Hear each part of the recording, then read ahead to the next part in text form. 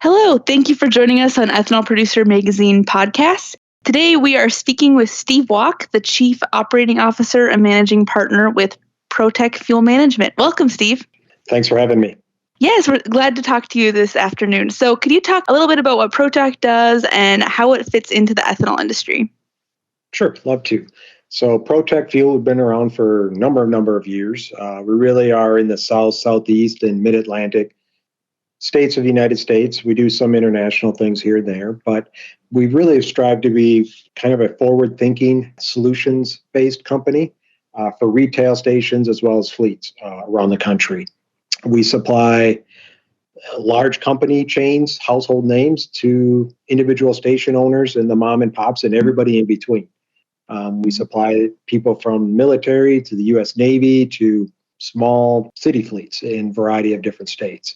And when I say supply, it's really our goal is to really help make the station or the location a little bit more successful, whether that's through digital marketing or some sort of advanced type marketing exposure if they have something inside the store, all the way to what's out on the island. And that's really what brought us into the ethanol industry 25, 30 years ago, is we had a customer that kind of said we wanted to go green.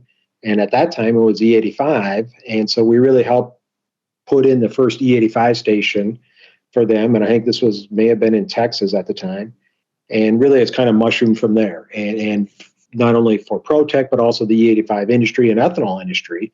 And mushrooming in the sense that our focus has really changed a little bit over that time to be an ethanol marketing company. And we really strive to get higher ethanol blends out on the island through a variety of different techniques, which we'll talk a little bit later.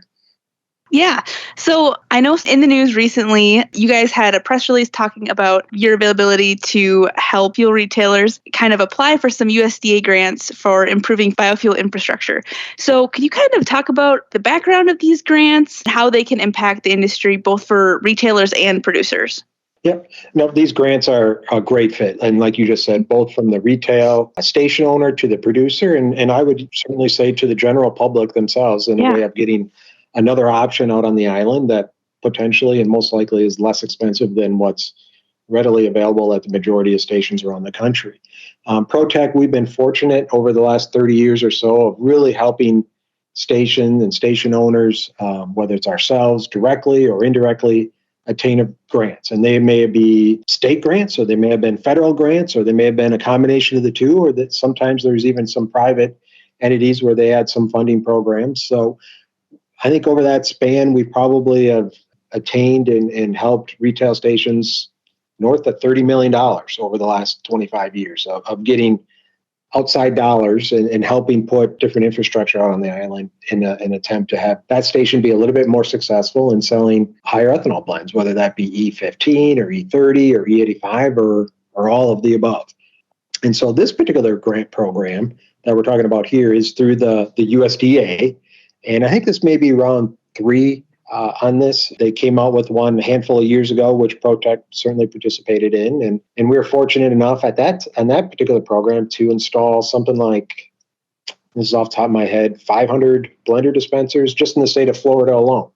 And we did another 100 plus in Texas, maybe 100 or so in Virginia, North Carolina with that particular program. And what's really nice is that it's a way from a retail mindset standpoint, it's a way for that station owner, if you just take a look at it on a per station basis, to take some of the risk off the table, because there is a risk to change the fuel that's out on the island, or at least to add some fuel. There's a risk to that business owner to say, you know what if this doesn't work? If I invest a lot of this money and it doesn't work, that's kind of a haircut. So this grant program really helps kind of alleviate that indecisiveness from a station owner perspective.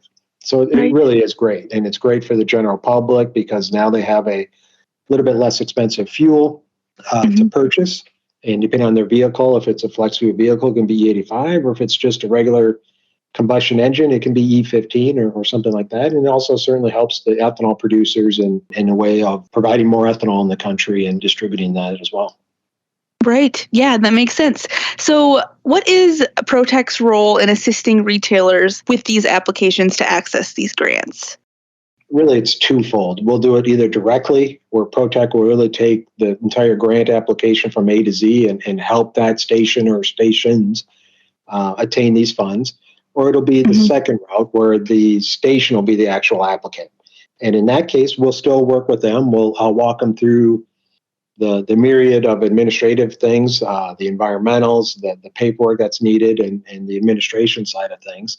Our goal, Protec's goal, is really to whatever we can do to fit within that particular business's or station's organizational structure to help attain these funds, number one, and whether that's through kind of a hand-holding process or whether that's through full scale where Protec just does everything from A to Z, really kind of depends on the individual company. And ultimately, at the end of the day, we want to get the equipment out on the island so that the ethanol can be sold and marketed accordingly.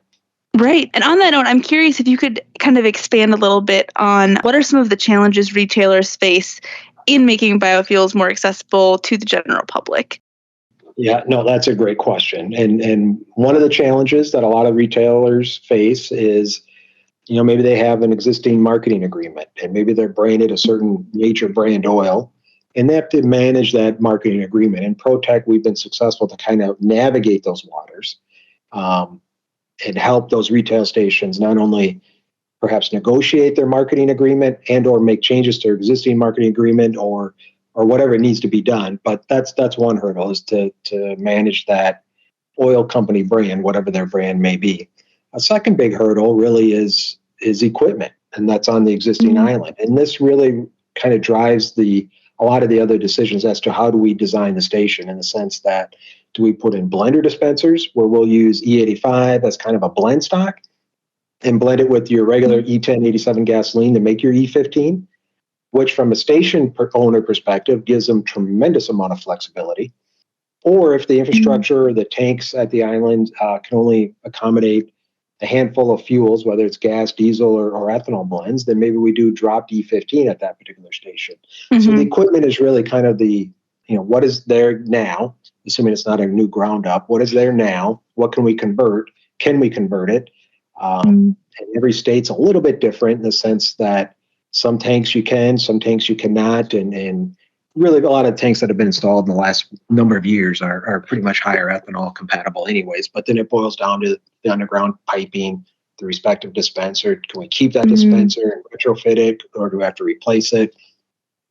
And then ultimately, what does the station owner want? And our opinion, or my opinion, is if we can have that as much flexibility out on that island to accommodate higher ethanol blends and use a blender dispenser, it takes some of the power away from the terminals and gives it to the station owner. So now they can choose how they want to blend that fuel. And like I said, if they could use E85, which the variety of RIN credits and what have you typically is less expensive than your regular 87 octane gasoline, it gives them a tremendous amount of flexibility. Yeah. And really the third hurdle from a retail station buying perspective is when you get above E15 is the amount of flex fuel vehicles that are out on the road. And this is maybe collectively for the ethanol industry.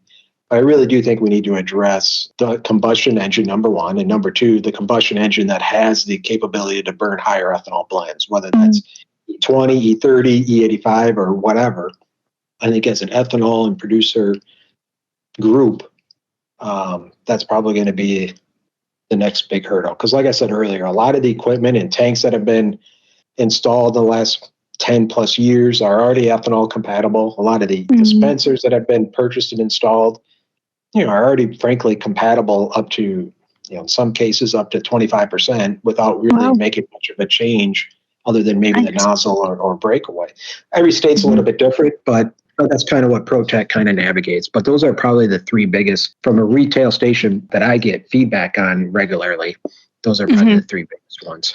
Right. Yeah, that makes sense. And I'm curious if you could talk a little bit more about kind of the pros and cons of using 85 as a blend stock versus delivering pre-blended fuels like E15 or E30. Yeah. So we touched on that a little bit. My preference is to use E85 delivered to the station, because then we're getting the full value of the credits that are potentially available, maybe the differential between ethanol and gas in that respective marketplace. We're really capturing those economics for that station. or that station owner. And so if we get that E85 blend stock or what have you at the eye delivered to the station effectively, it really gives the power to that retailer to, assuming they have the proper dispenser, then they can let the dispenser do the blending for them for an E15, or they can do an E30 blend, or depending on where the market goes, let's say in the next 2 or 3 years, if E30 becomes kind of the mid-level blend of things, they can easily accommodate that. We have a number of stations, like I said, variety of different states, a number of stations today that are maybe selling 3 grades of gas, E15 and E85.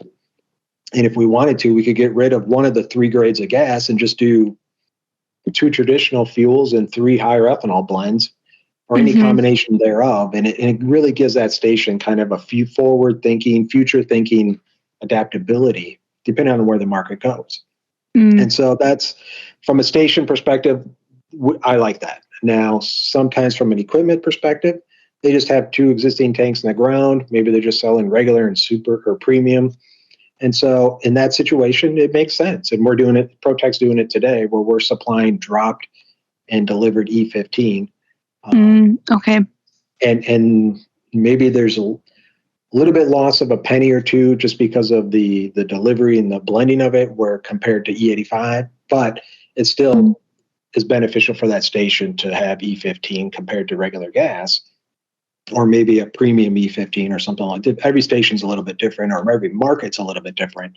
And so really try to zoom in on what are the demographics of that particular market, what is the infrastructure and the equipment for that particular market or at that particular station, and what makes sense. So kind of navigating some of these waters will ultimately get us to what's the most feasible and applicable way to help the station sell a little bit more ethanol to their general public, and potentially differentiate themselves from the other person down the street. Yeah, I think that pretty much wraps up a lot of the questions I had prepared, but did you have any closing thoughts or things you would like to share with the ethanol producers or the ethanol industry as a whole on any of the topics we've kind of covered today? Yeah, sure. I mean, this particular program, whether it's through USDA or the Inflation Reduction Act, phenomenal for the retail station industry. And what I found interesting, like I said, I've been doing grants and higher ethanol blends for 25 some plus years.